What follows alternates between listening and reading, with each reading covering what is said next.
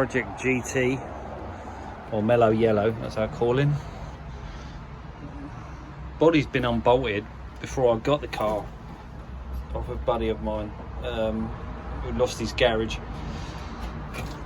and he had too many projects.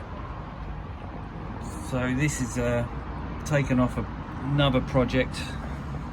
I've taken on another project, and it needs a lot of work, but the body's unbolted, so that's the hardest part.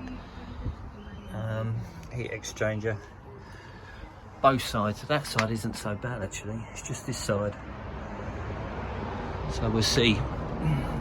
Cut this out, put another panel in, try and keep these seat rails as best as possible, because I found the aftermarket ones are not as good. They don't look great anyway. Okay, so yeah, that's my project for this this week. Is cut these floors out. I'm going to lift the body up off the Beetle. Now it's all unbolted. Try and get this floor cut out today.